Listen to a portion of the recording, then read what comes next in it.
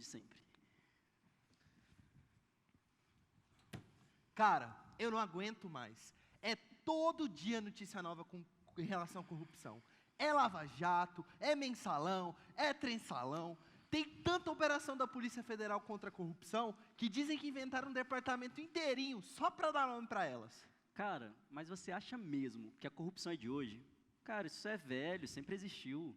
Pode até que não seja de hoje, mas uma coisa é certa. Quando esse governo entrou aí, a notícia era: nós vamos limpar o Brasil, nós vamos passar a vassoura no Congresso Nacional, porque eu sou a alma mais santa que esse país já viu. Mas aí a gente vê que o negócio não está sendo bem assim, né? É, realmente, isso é verdade. Mas o que eu fico pensando é qual é a solução para isso. Será que a solução é votar no mesmo governo que está atualmente no poder? É complicado, né? Mas calma, gente, porque vocês estão falando muito, o político corrupto para cá, o político que rouba para lá, mas a prática do roubo é muito mais comum que vocês imaginam. Porque ninguém hoje que rouba muito dinheiro começou roubando do nada, né? Laís, acho que você está forçando a barra um pouquinho, né? Não concordo com o que você está falando, não. Mas você não tem que concordar comigo, você só tem que concordar com você mesmo. Do que é que você está falando? Eu vou relembrar aqui para você. Algum tempo atrás, quando a gente saiu, nós fomos num barzinho muito parecido com esse aqui. E você pegou uma caneca top do lugar.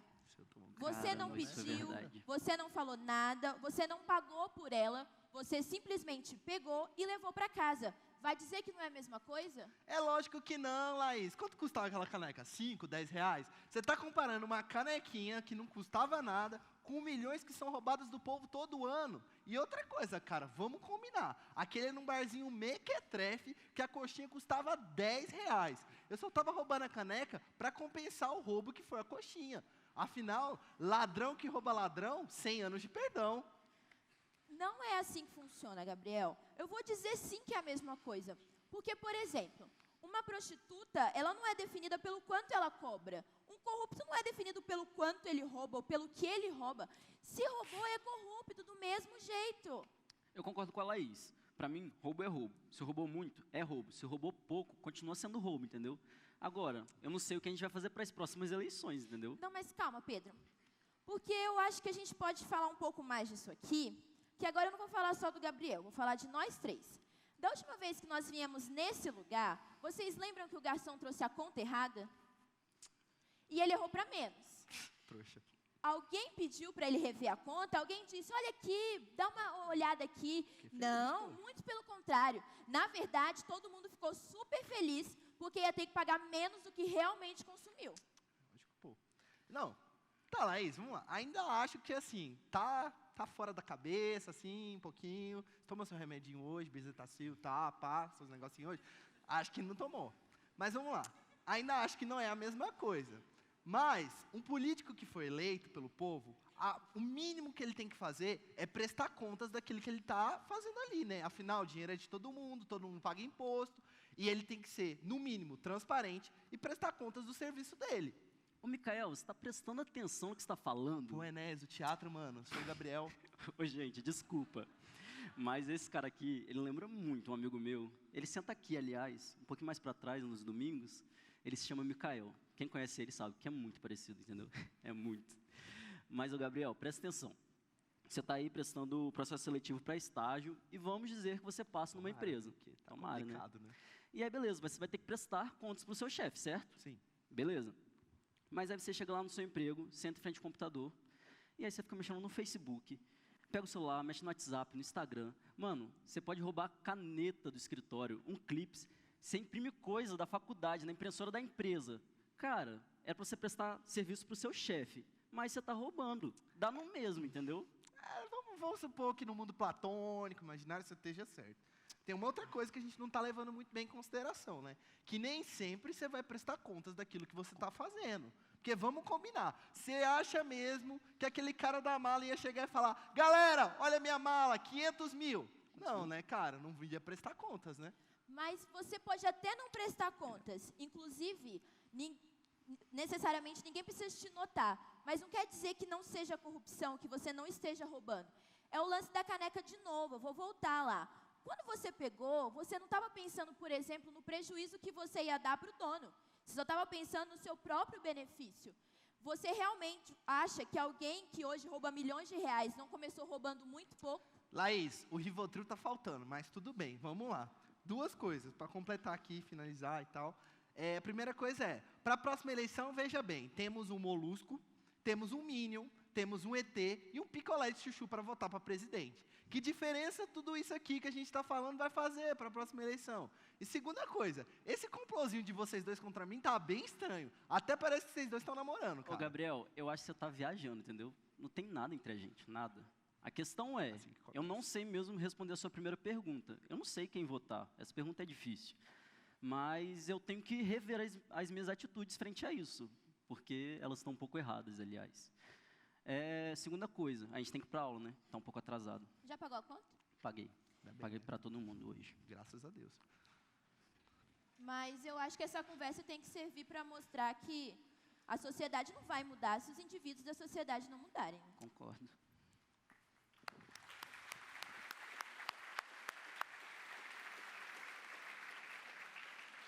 Vamos orar. Pai Celestial, quero te agradecer pela oportunidade que temos de juntos estarmos mais uma vez, te celebrando, te louvando e ao mesmo tempo ouvindo o teu recado para nós. Dá-nos a oportunidade de ouvirmos a tua mensagem sem nossos filtros culturais que acabam minimizando certas práticas que são comuns na nossa sociedade, mas totalmente em desacordo com a tua palavra. Ó Pai Celestial, pode nos ajudar agora, ajuda-nos a abrirmos nossos ouvidos e nossos corações para entendermos a tua palavra. Oramos em nome de Jesus, amém. Boa noite a todos. Diferentes culturas lidam de forma diferente com a questão do que é propriedade de outra pessoa.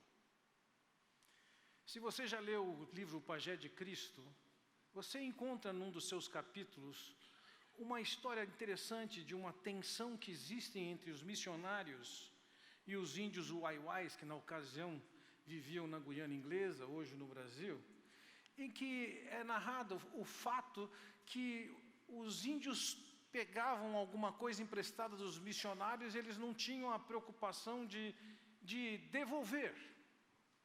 Na verdade, conversando com nossos missionários, tanto no meio de aldeias indígenas como na África, eles contam que é exatamente essa realidade.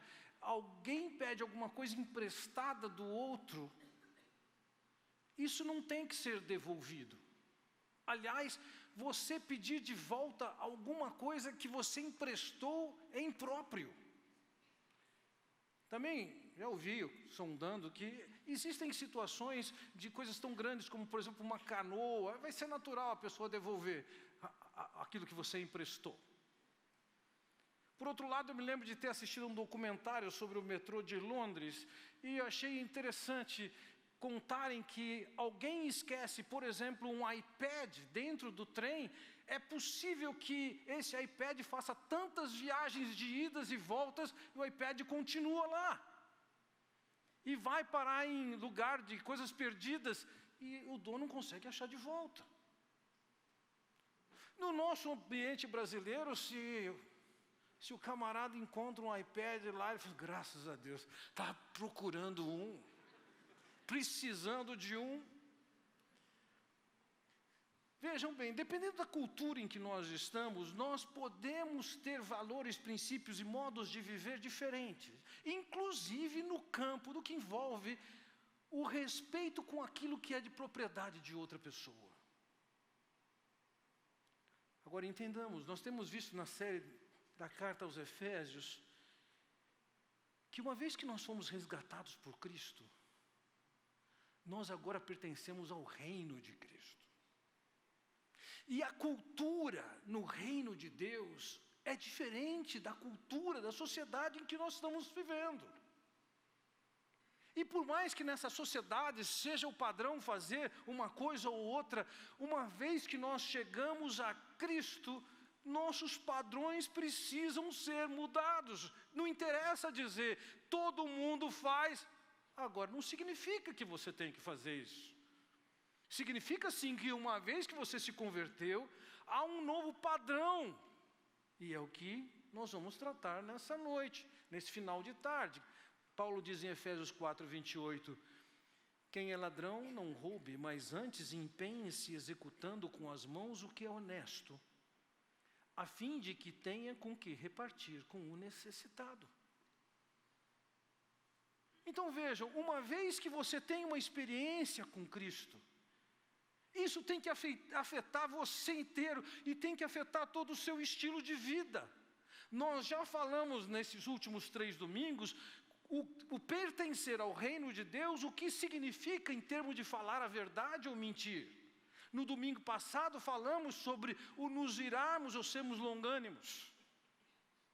E hoje nós vamos tratar essa questão de relação com aquilo que não é minha propriedade, mas que eu tenho algum tipo de interesse. E a minha expectativa, então, hoje é passar para vocês alguns princípios no que tange a nossa relação com aquilo que é propriedade de outros e aquilo que é provisão de Deus para aquilo que eu quero ou preciso. Então, ao olhar para esse texto de Efésios capítulo 4:28, nós encontramos aqui princípios que devem reger a vida de todo filho de Deus. O primeiro princípio que eu quero considerar com vocês aqui é o princípio de interromper a prática do roubo. Veja o que ele diz ali: quem é ladrão, não roube mais. Vamos entender um pouquinho qual era a realidade do mundo antigo. No mundo antigo, nos tempos em que Paulo escreve sua carta aos Efésios, mais da metade da população do Império Romano era constituída de escravos. E quando a igreja do Senhor Jesus Cristo começou a crescer, ela cresceu justamente nesse meio. E nesse ambiente era muito comum, entenda isso, as pessoas não tinham emprego, elas eram escravos. Não que elas não tinham nada, elas não tinham sua própria vida. Suas vidas pertenciam a outro, mas o anseio, o desejo de ter coisas e de obter coisas até que poderiam ser consideradas como fundamentais, estava dentro delas. Então era típico naquela sociedade as pessoas terem o hábito de obter coisas, dada a facilidade de se furtar ou roubar certas coisas. Isso era padrão naquela sociedade. Lembrem disso, as pessoas não tinham emprego. E nem tampouco, quando não tinham emprego, não significava que elas tinham o seguro-desemprego. Elas não tinham nenhuma coisa nem outra. Viviam numa tremenda restrição. Qualquer análise de ossos, de sítios arqueológicos que são descobertos do passado, 2000 anos atrás, nós vamos saber e vai constatar, através da análise dos ossos, que aquelas pessoas eram subnutridas. A condição era muito básica. O furtar e o roubar era muito comum. E agora, então, a palavra vem: quem é ladrão não roube mais. Mas já se passaram 2000 anos. O que isso tem a ver conosco? Tem a ver conosco. Você entra no supermercado e ao estar andando por ali para conseguir as coisas que você precisa, você vê alguém com um saquinho de supermercado, talvez de amendoim ou alguma coisa com um saquinho aberto e comendo aquilo que está ali dentro. É lógico que a gente não pode julgar isso. A pessoa pode estar simplesmente adiantando no comer e vai deixar o saquinho vazio dentro do carrinho para chegar no caixa e pagar. É possível fazer isso? Eu já fiz isso. Mas você encontra um monte de saquinho aberto e largado no supermercado. Então é comum na nossa sociedade brasileira as pessoas estarem pegando alguma coisa que não são suas, elas estão roubando. Você fala, mas estão roubando o supermercado, que é muito forte. Não estão roubando o supermercado. O supermercado tem um valorzinho sobre o preço de cada coisa, cerca de 3%, está sendo cobrado acima em cada coisa para compensar aquilo que vão roubar. Ou seja, se eu roubo, vocês estão sendo roubados. Não é o supermercado. Não é o Cassino na França que está perdendo com isso. Então nós lidamos com essa questão de furto. O quadro que nós vimos aqui, você foi a um restaurante e a conta veio a menos. E aí você pode dizer, oh, glória a Deus, era tudo que eu precisava.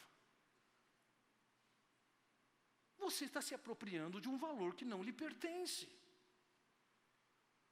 E não somente a conta. Recentemente, conversando com um dono de restaurante em São Paulo, ele contou que ele teve a impressão de que duas garotas, na verdade, estavam passando.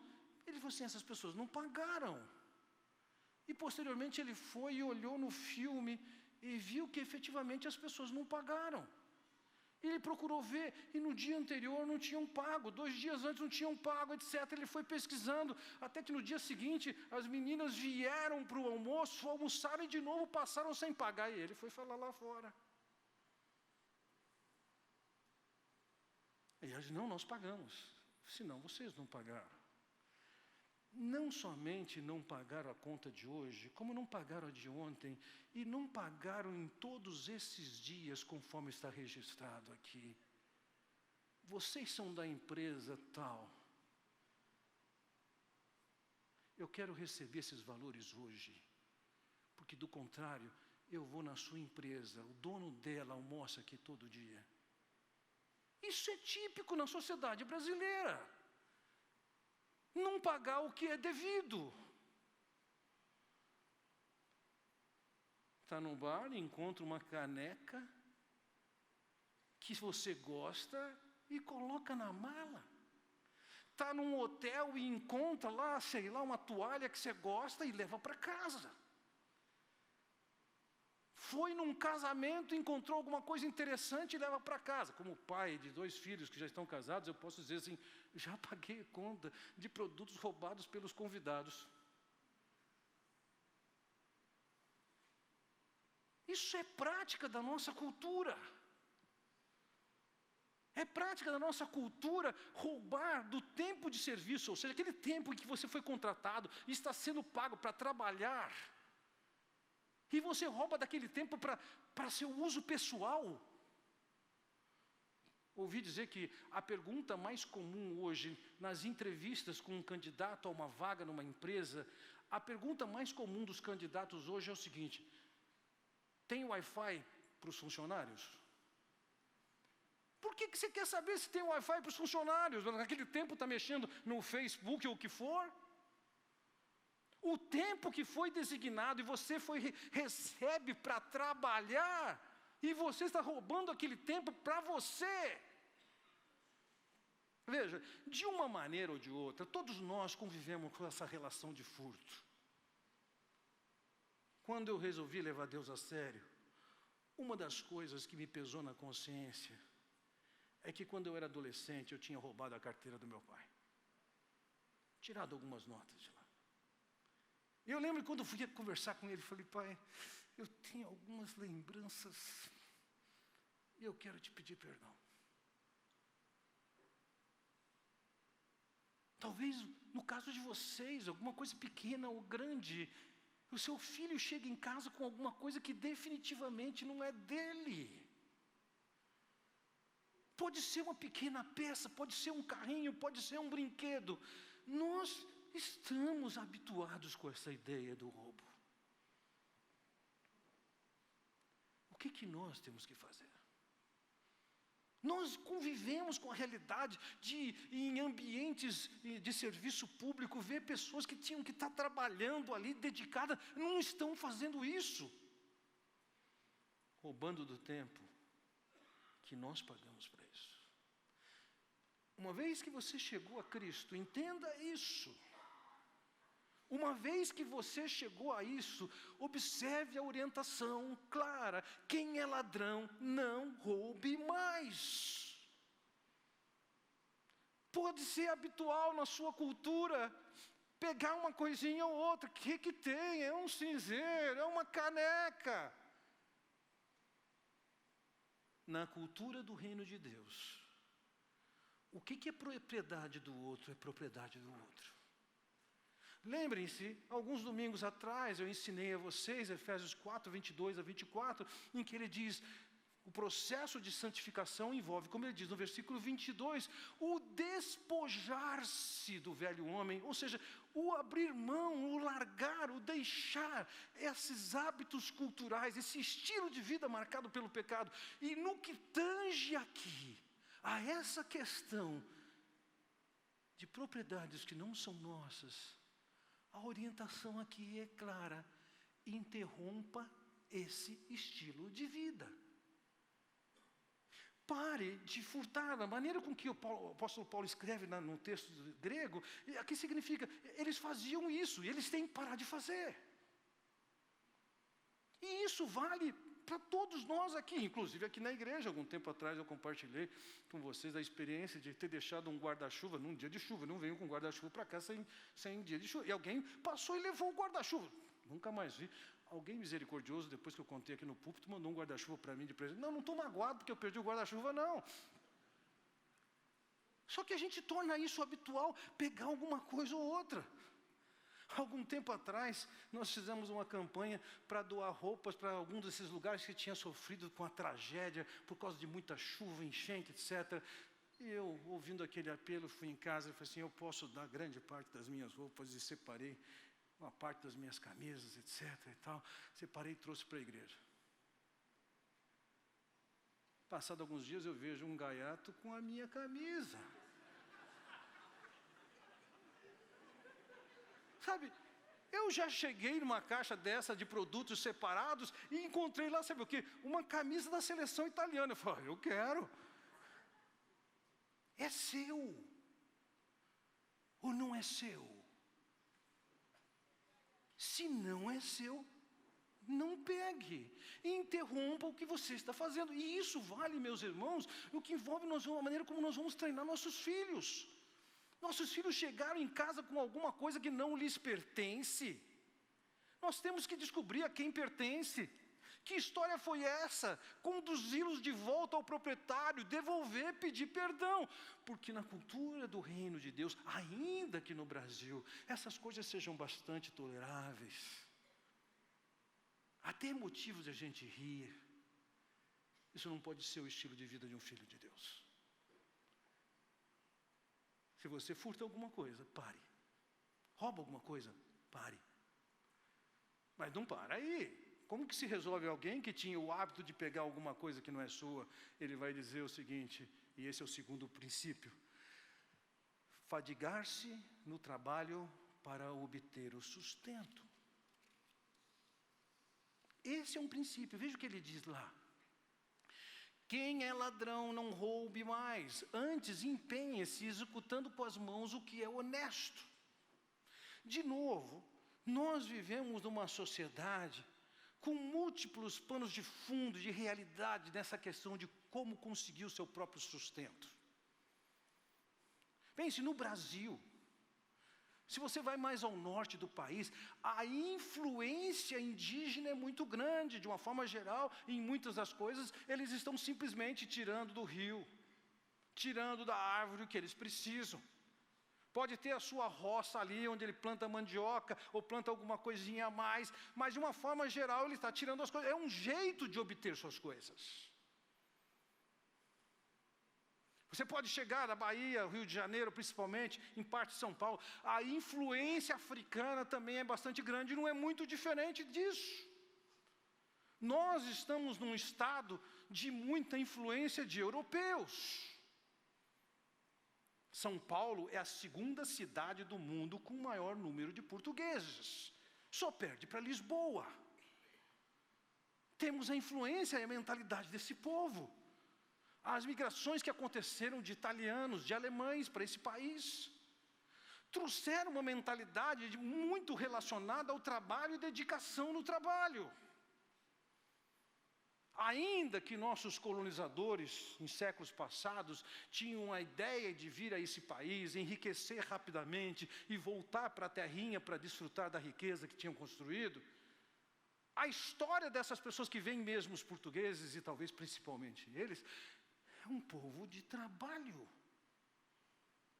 Conversando com um amigo nosso aqui da igreja, um português bem-sucedido. Eu perguntei, como é que você construiu o seu patrimônio? Ele me disse, Fernando, quando eu cheguei no Brasil, depois de ter algum tipo de integração com a comunidade portuguesa, eu comecei a oferecer um serviço. E das 8 da manhã às 5 da tarde, eu andava pela rua, procurando um lugar onde eu podia vender meu serviço. E ficava das 8 às 5 vendendo serviço. E chegava em casa, às 5 horas, eu ia fazer aquilo que eu tinha que entregar, que eu tinha vendido. Eu falei, o que você comia? Ele disse o seguinte, eu comprava um sanduíche de presunto e mais 3 pãezinhos. Espalhava, distribuía o presunto do primeiro sanduíche nos pãezinhos, era o que eu comia. Foi alguém que começou a sua vida com um trabalho duro. Aqui ele diz, empenhe-se executando com as mãos o que é honesto. A orientação que Deus dá para nós, então, aqui é que a maneira de nós obtermos aquilo que nós precisamos é através de um trabalho exaustivo. Alguém pode dizer, não, Fernando, mas o trabalho começou em Gênesis capítulo 3. Foi a maldição de Deus por causa do pecado do homem. Eu posso entender, essa leitura bíblica, ela combina bem com a lente de um povo cujo principal personagem nas suas músicas é o malandro. Mas em Gênesis 2 você já vê Deus dando para o homem a responsabilidade de trabalhar. No caso ali, eles tinham que cuidar do jardim. Então, o trabalho não é uma maldição. Efetivamente, Deus amaldiçoou também a área de trabalho, mas, vejam bem, segunda-feira não é para ser o pior dia do mundo, não. O dia que você começa a trabalhar, ou o dia que você trabalha, ou os dias que você trabalha, não são dias da maldição. Ainda que toda a esfera terrena tenha as marcas da maldição, isso não significa que trabalho seja alguma coisa que não vem de Deus. Não, o trabalho é um meio, conforme ele diz aqui, em que você deve se empenhar para obter os recursos de que você precisa. E também é um meio de você honrar a Deus onde você está. Certa ocasião eu li a história de um cidadão, um judeu do leste europeu, chamado Borgenich. Ele imigrou para os Estados Unidos em 1889. Pensem nisso.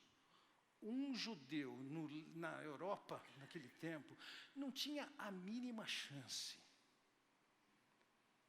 Chegaram nos Estados Unidos, eles levaram consigo, e o que eles tinham, uma maquininha de costura. O que aquele homem fez? Num dia, ele saiu de casa, parou numa praça em Nova York, e ficou olhando para as pessoas com a seguinte pergunta, o que é que esse povo precisa?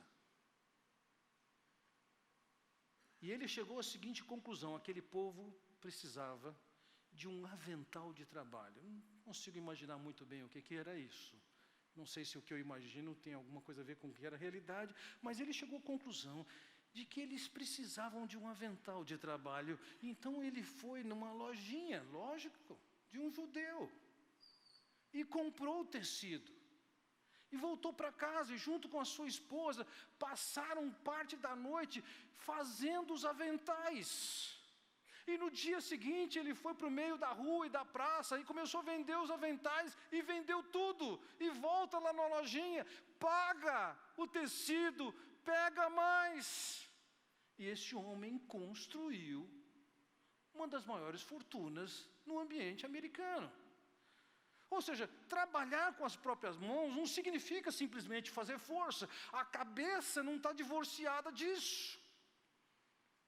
Mas houve um trabalho duro, passar o dia andando, buscando cliente, passar o dia na praça, identificando pessoas que podem consumir isso. Passar tempo efetivamente preparando as coisas. Não existe nas Escrituras nenhuma exaltação do preguiçoso. Em Provérbios capítulo 13 nós lemos, O preguiçoso deseja e nada tem, mas a alma dos diligentes se farta. Veja, há aqui um destaque, uma exaltação, uma valorização daquela pessoa que é dedicada, devotada ao trabalho. O preguiçoso, ele não tem nada. Mas no capítulo 2 ele diz: o preguiçoso assará a sua caça, mas o preguiçoso não assará a sua caça, mas o bem precioso do homem é ser ele diligente. As escrituras aqui exaltam, destacam, valorizam quem é dedicado no seu trabalho.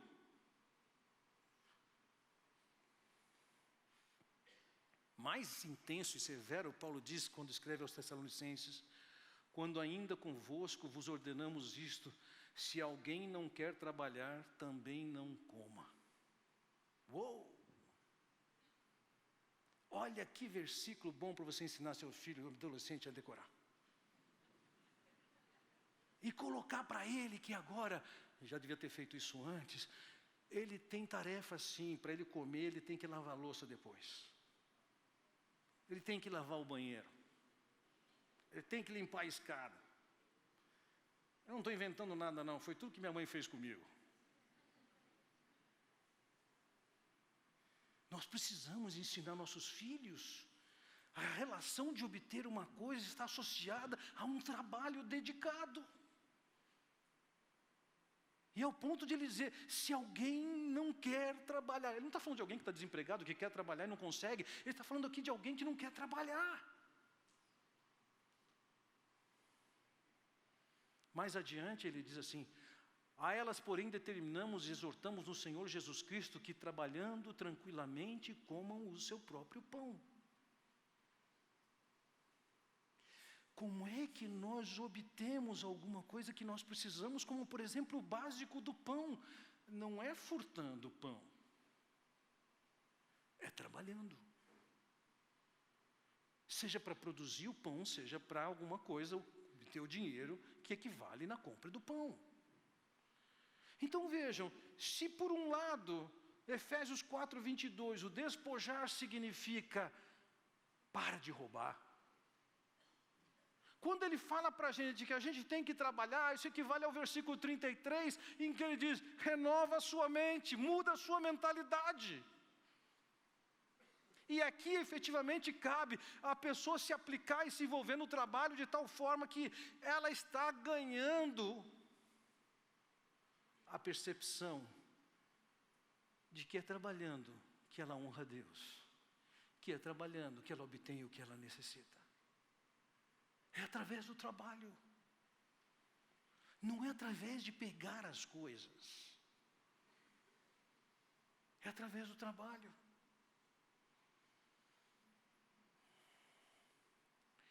Você se livra parando de roubar, você se aplica no trabalho, e aí ele passa o terceiro princípio. Veja, o terceiro princípio é reservar de sua renda para assistir o necessitado. Da perspectiva de que alguém que rouba, ouça isso, a pessoa não está recuperada da prática de roubo quando ela para de roubar. Ela tem que parar de roubar, ela tem que começar a trabalhar e trabalhar com afinco, e tem que ter no seu programa o inverso do que ele fazia antes, que era pegar dos outros para si, agora ele pega de si mesmo para os outros. É o que ele diz então ali, a fim de que tenha com que repartir com o necessitado.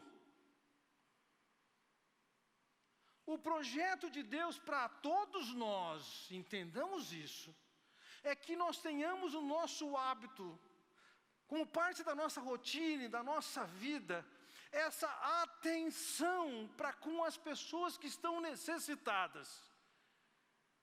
E que nós devemos considerar como é que nós vamos socorrer essas pessoas. Talvez você questione aí, mas acabamos de ver que quem não trabalha não come. Será que faz sentido a gente ajudar alguém que não está trabalhando? A gente deve dar o que comer para essas pessoas que não estão trabalhando? Por que eu vou ter que dar para essa pessoa o fruto do meu trabalho? Boa pergunta, hein? Queria levar você a considerar de duas maneiras. Primeiro, não. Você não deve dar do seu salário, da sua receita, quando se trata de alguém que é preguiçoso.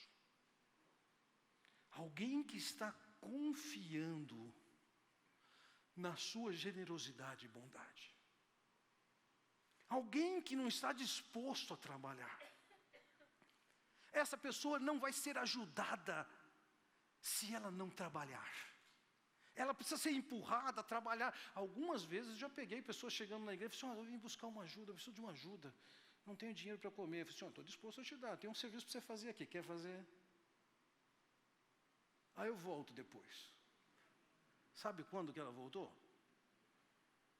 O princípio bíblico é você trabalha e come, mas muitas pessoas estão confiando na generosidade. E eu estou mencionando isso um caso fora, e aqui também acontece muitas vezes.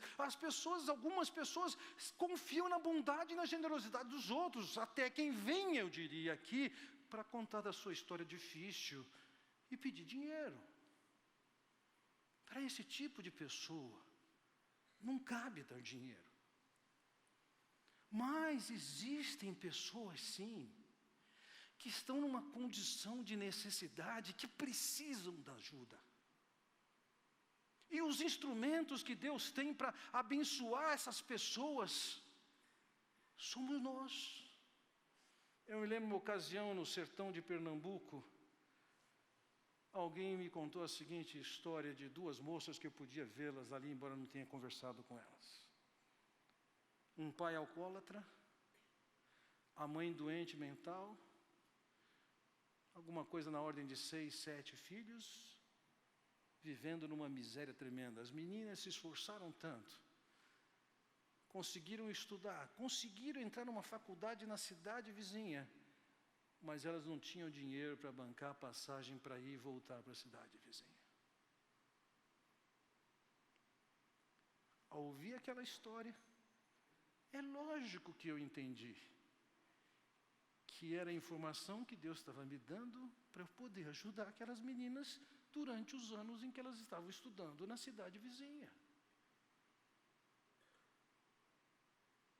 E assim, eu já pude me envolver e regularmente tenho estado envolvido, seja para suprimir alguém na área de estudo, na área de saúde.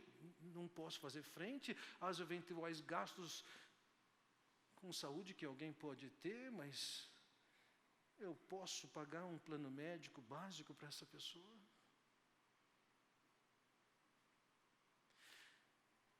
No estilo de vida que Deus coloca para nós, no que envolve a nossa relação com os recursos financeiros e propriedade, isso significa nós temos como parte do nosso estilo de vida,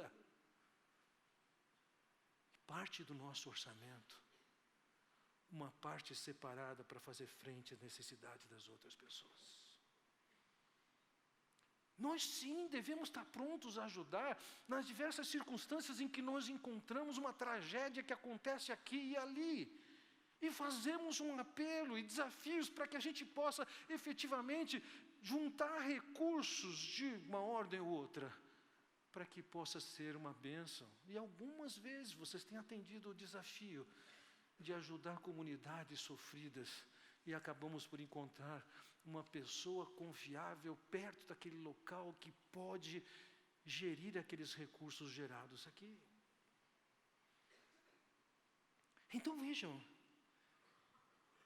a prática do roubo ela tem que ser interrompida. A nossa mentalidade sobre esse assunto tem que ser mudada, e em parte isso é feito pela palavra, e em parte isso é feito através do nosso trabalho. E o próximo passo então é contribuir com pessoas necessitadas, e isso, lembre-se disso, isso começa com o que você tem que fazer dentro da sua própria casa. Conforme o apóstolo Paulo diz, ele fala: ora, se alguém não tem cuidado dos seus, especialmente dos da própria casa, tem negado a fé e é pior do que o descrente.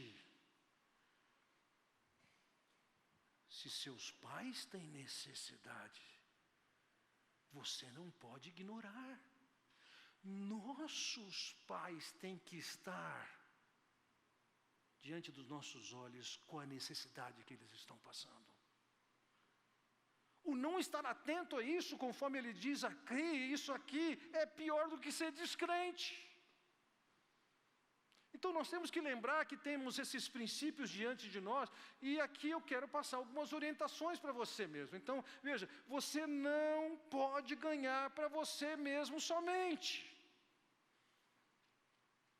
Você tem que separar do seu orçamento uma parte, um valor financeiro, para tentar atender necessidades, sejam quais forem dos outros. Lembre-se do texto de Provérbios. Quem se compadece do pobre, ao Senhor empresta, e este lhe paga o seu benefício. A prática de socorrer quem é necessitado abre entre nós e Deus uma linha de investimento e crédito, em que Deus diz: eu vou cuidar de você. Então nós não podemos olhar com descaso para necessidades reais de pessoas que estão diante de nós o tempo inteiro. Nós temos que buscar informação, e aqui cabe. Dentro do nosso ambiente da igreja, vocês acabaram de ouvir o testemunho do grupo de promoção social, e mais especificamente da Semana da Solidariedade. Esse é um grupo que tem por missão identificar necessidades prioritariamente dentro das famílias da fé, da comunidade e também em outros lugares, e socorrer essas pessoas. Alguém abordou você com uma suposta necessidade? Vá para os responsáveis do ministério e pergunte: eu fui abordado por tal pessoa por ter tal necessidade. Vocês conhecem, podem me orientar, como é que eu posso fazer isso de uma maneira mais sábia? Eu digo isso para esse dinheiro não ir parar em mãos erradas.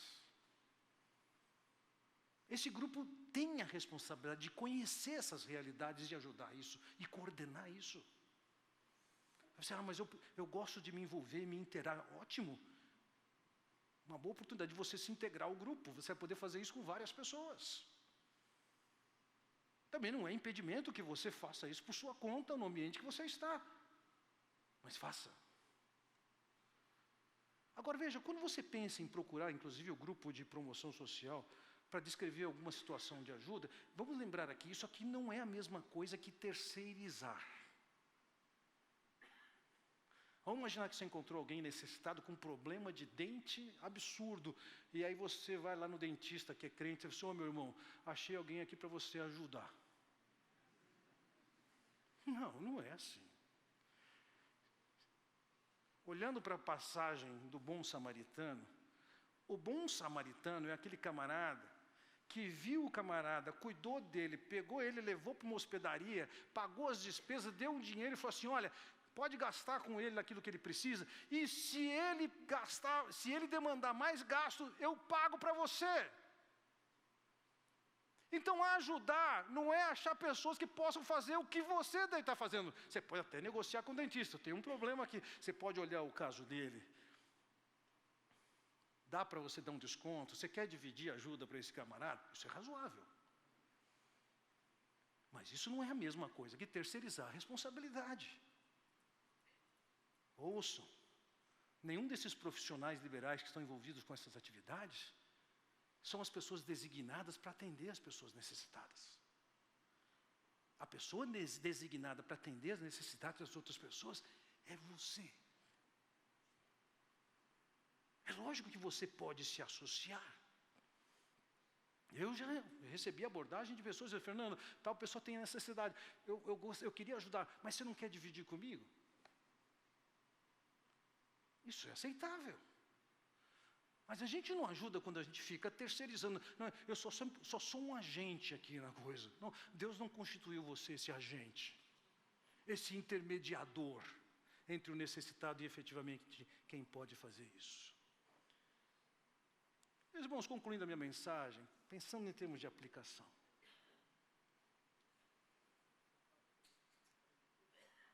Você tem roubado alguma coisa? Pare. A propósito, se você tem algum livro emprestado meu e não me devolveu, eu queria lembrar você, estou precisando dele. Esses dias eu procurei 2 livros, onde é que foram parar esses livros, né? falando hoje de manhã, já valeu a pena. Já resgatei um livro. Semana que vem vou publicar os livros que eu estou procurando e não estou achando aqui. Meus irmãos, eu sei que é comum na nossa sociedade dizer, tem dois trouxas sobre o livro, o trouxa que empresta e o trouxa que devolve. Não, isso aí faz parte da mentalidade desse mundo. Eu me lembro, anos atrás, eu estava com um livro, vários anos atrás, eu estava com um livro, gostava tanto dele, não tinha mais para vender, o mercado já estava esgotado, e aí eu olho no livro lá, assinatura do Ari Veloso. Puxa vida. Na minha cabeça está, quem é que vai sentir falta desse livro? O livro não é meu, o Ari nem lembrava que estava comigo. Eu fui pegar aquele livro, Ari, olha esse é o livro que você me emprestou. Passado algum tempo, consegui comprar o livro usado. Ótimo, foi uma benção. O livro dos outros não é seu. A caneta do escritório não é sua. A caneca do bar não é sua. A toalha do restaurante, a toalha do hotel, elas não são suas. Se você tem esse hábito brasileiro de ficar pegando as coisas que não são suas, pare. Você esteve na festa e olha, não era a hora, mas olha, eu tinha que pegar aqueles docinhos. Não é seu. Quando for disponibilizado, você pega. Mas as pessoas pegam antes da hora. As pessoas fazem isso, você é filho de Deus. Você não foi chamado para pegar docinho na frente dos outros. Você foi chamado para respeitar aquilo que é dos outros.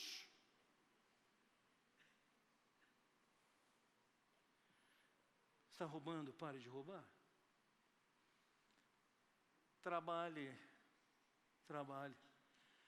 Nem tudo que eu gostaria de ter, eu tenho. Eu não posso dizer que eu seja um sem teto, mas eu sou um sem banco. E nem por isso, por ser um sem banco, eu tenho o direito de roubar um banco.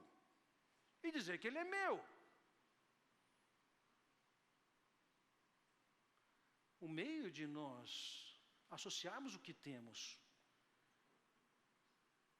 está relacionado ao trabalho. E ao trabalho dedicado. Eu não posso obter aquilo que eu gostaria, não é isso que vai me dar alegria. Eu vou agradecer ao meu Deus e vou levar minha vida marcado pela felicidade de viver com Ele de acordo com os padrões dEle. E sempre tenha no seu orçamento um valor destinado a ajudar alguém. Sempre. Pode ser um parente, pode ser alguém além de parente.